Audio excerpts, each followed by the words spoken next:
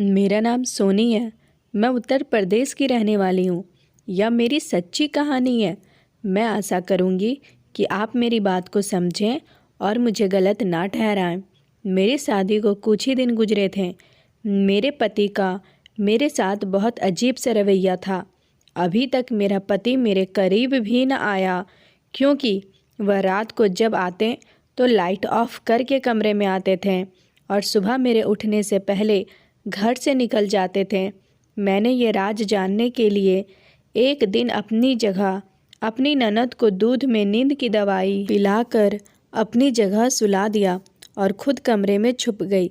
जब मैंने लाइट जलाई तो मेरी चीखें निकल गई, क्योंकि अचानक से आने वाली नींद के झोंकों ने मेरी बंद आंखों को खोलने पर मजबूर किया था।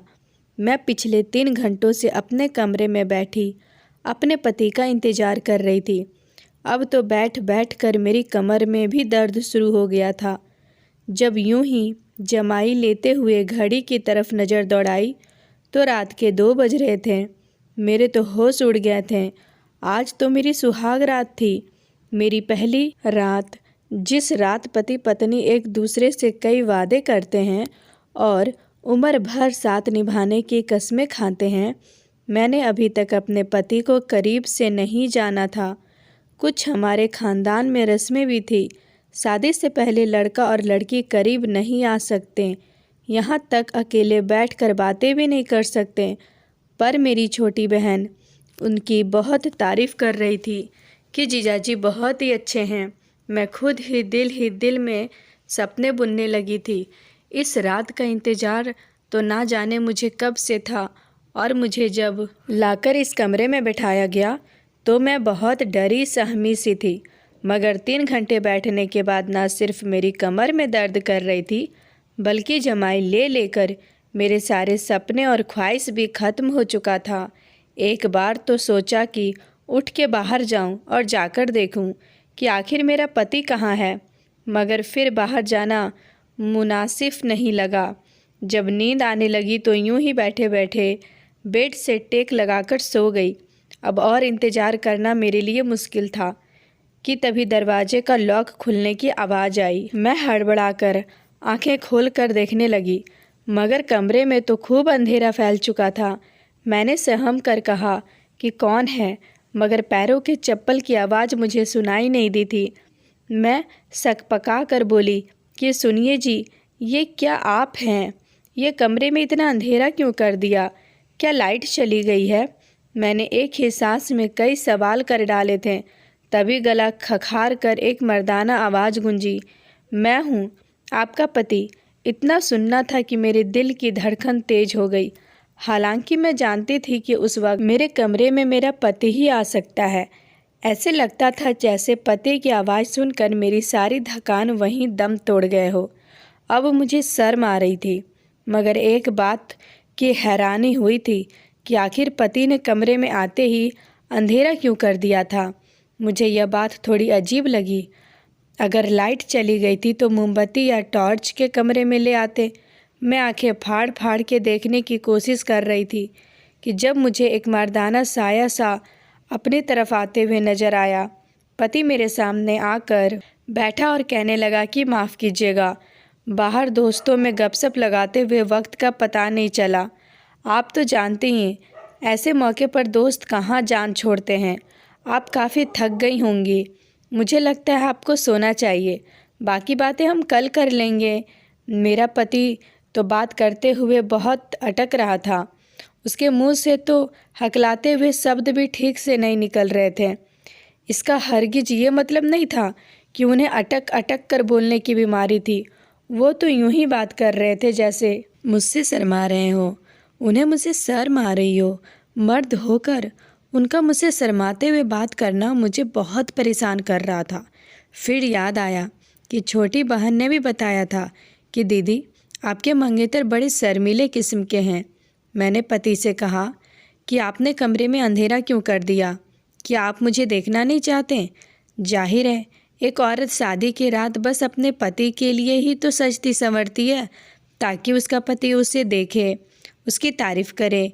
मेरी बात सुनकर पति कुछ देर खामोश रहा और फिर कहने लगा, मैंने तो आपको जी भर के देख लिया था जब आपको मेरे पास लाकर बिठाया गया। आप बहुत खूबसूरत हैं और हमारे यहाँ एक रस्म है, शादी के बाद 1 महीने तक पति पत्नी का चेहरा नहीं देख सकता ताकि उनकी जोड़ी को किसी की नज़र न लगे और वो दोनों एक दूसरे को समझ सकें। और इसलिए पंडित जी ने भी मेरे नक्षत्र खराब बताए हैं कि तुम्हें कुछ दिन तक रात को अंधेरे में पत्नी के पास जाना है ताकि तुम उसे ना देख सको। मुझे ये बात बड़ी अजीब लगी थी, मगर उस वक्त मैंने इस बात को सच मान लिया, क्योंकि पहली ही रात मैं किसी बहस में नहीं पड़ना चाहती थी। उस रात मैं सोने के लिए लेटी तो मेरा पति पहले ही लेट चुका था। दिल में एक ख्वाहिश थी कि पति का चेहरा देखूं। आखिर वो मेरा पति बन चुका था। जब वह बारात लेकर हमारे यहाँ आए थे तब भी उनके चेहरे पर सेहरा बांधा हुआ था, जिसमें फूलों की लड़ियाँ में मुझे उनका चेहरा दिखाई नहीं दे रहा था।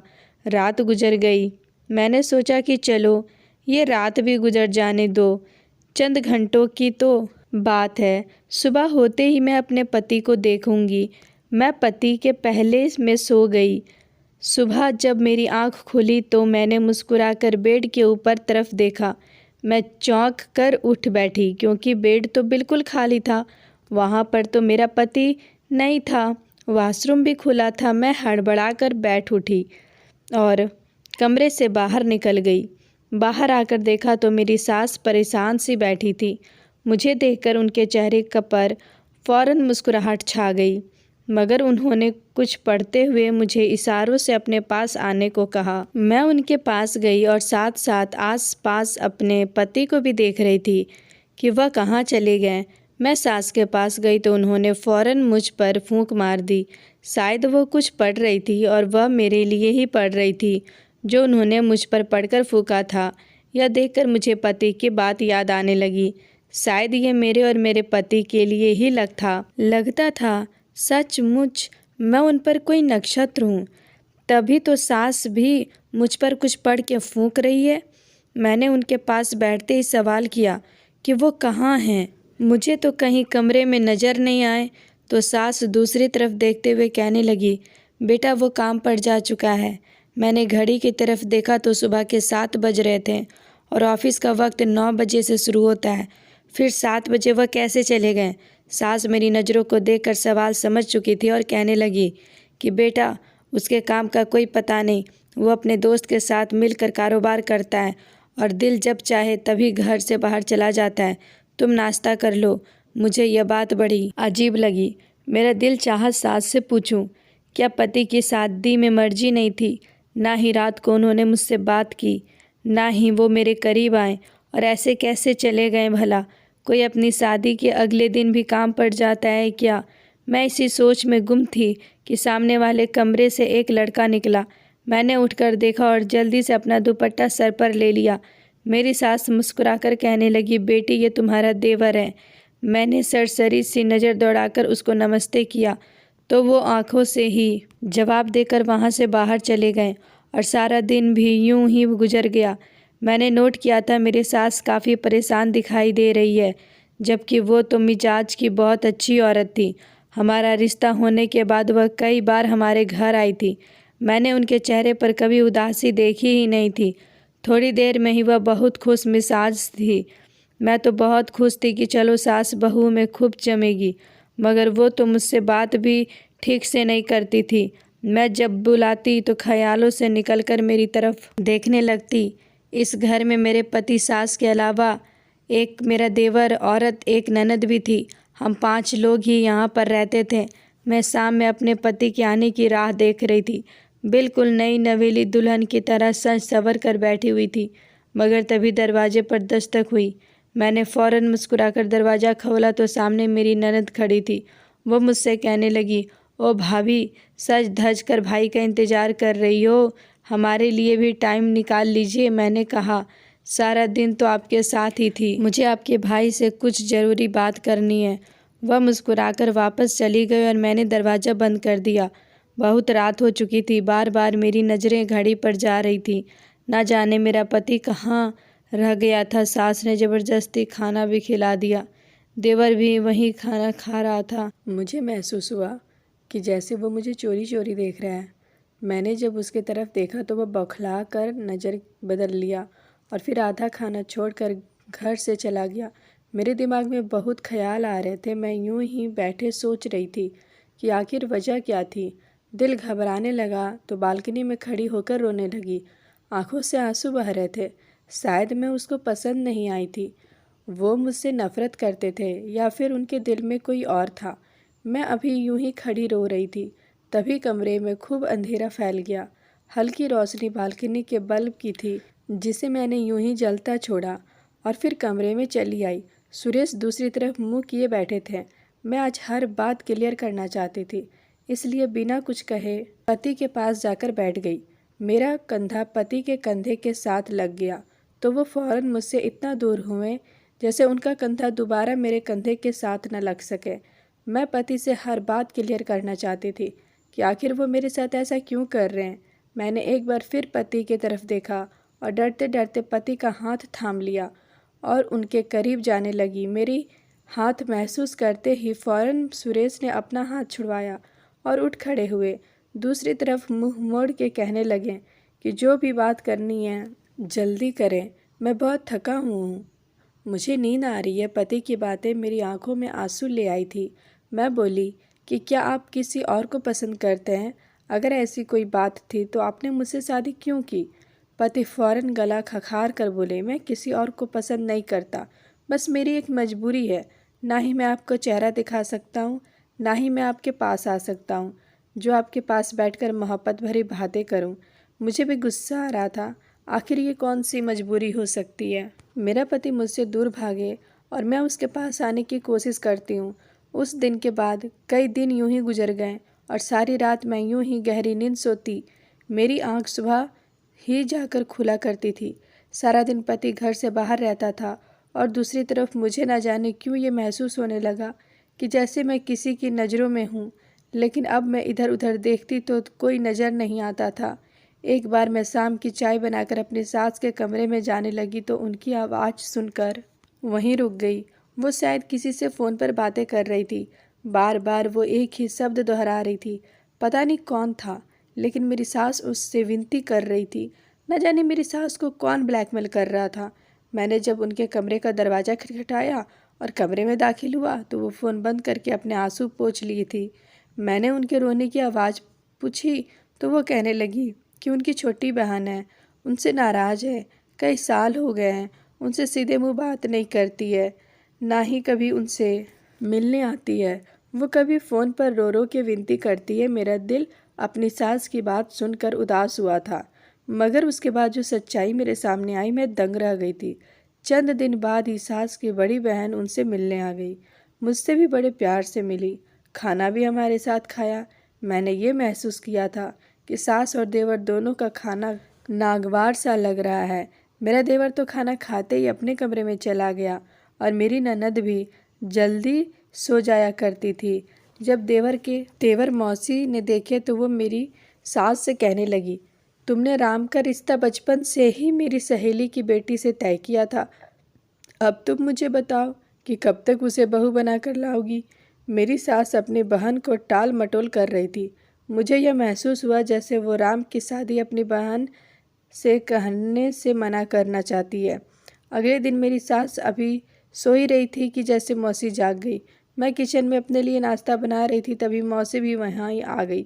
मुझसे कहने लगी कि मैं उनके लिए भी नाश्ता बना दूँ। मैंने उनके लिए भी नाश्ता बनाया और हम एक साथ नाश्ता करने लगे। मौसी मुझसे कहने लगी, सुरेश नज़र नहीं आ रहा, क्या अब तक सोया पड़ा है? कल से मैं आई हूँ, उस लड़के को मिलने की भी इच्छा नहीं हुई। मैंने कहा वो सुबह सवेरे ही काम पर चले जाते हैं। कहने लगी, चलो सुबह चला जाता है तो रात को वापस कब आता है? मैंने कहा वो बहुत देर से आते हैं। मेरी बात पर मौसी चुप सी हो गई थी, फिर अपनी चाय पीने लगी। मुझे एकदम से अपनी सास की छोटी बहन का ख्याल आया तो मैंने भी जिक्र कर दिया। मैंने कहा, आपकी छोटी बहन किस बात पर इतना ज़्यादा नाराज़ है कि रोज़ मेरी सास उनसे विनती करती है, लेकिन वो है अपनी बहन पर जरा भी तरस नहीं खाती। मेरी बात सुनकर मौसी हैरत में पड़ गई। कहने लगी, कौन सी छोटी बहन? हमारी तो कोई छोटी बहन नहीं है। हम 2 ही बहनें हैं। यह बात सुनकर मैं दंग रह गई थी।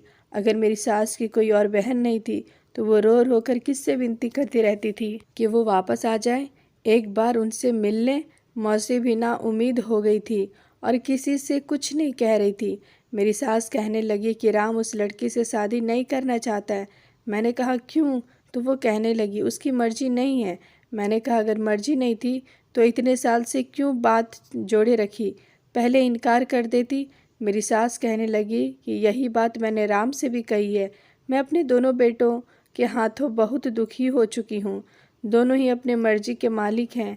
यह कहकर वो रोने लगी और मैं उन्हें तसल्ली देने लगी। तंग तो मैं अपने पति से आ चुकी थी, इसलिए मैंने सोचा कि शायद मैं उनके सामने हूँ, इसलिए उन्हें मेरी कदर नहीं है।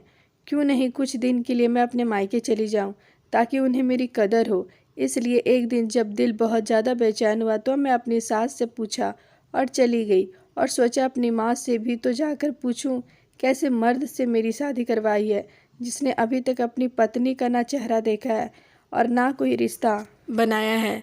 मैं तो जानती ही नहीं थी कि वहाँ पहुँचकर मुझे कैसा धक्का लगने वाला है। जब मायके के दरवाजे पर पहुँची तभी एक कोरियर आया। वो हमारे घर के बाहर था। मैंने उसे खोला, किसका पेपर आया है, और टटोल कर देखने लगी। उस पेपर पे तो मेरा ही नाम लिखा था। जब खोलकर मैंने अंदर मौजूद पेपर पढ़ा तो मेरे पैरों तलों के नीचे से ज़मीन निकल गई। मैं अपनी मम्मी के घर जाकर अपने कमरे में चली गई। सारा दिमाग, सोचने समझने की क्षमता, सब कुछ खत्म हो चुका था। मेरे साथ कौन ऐसा कर रहा था? खेल शादी के नाम पर खेला जा रहा था। जो पेपर मेरे हाथ में थे वो देखकर जो हकीकत मुझ पर खुली थी, मैं चकरा कर रह गई थी। पूरे दिन मैं अपने घर पर ही बैठी रही। मैंने अपनी छोटी बहन से कहा वो मुझे मेरे पति की फ़ोटो दिखाए, जो कि शायद उसने शादी के मौके पर खींची थी, क्योंकि मैंने तो अब तक अपने पति को अच्छे से नहीं देखा था।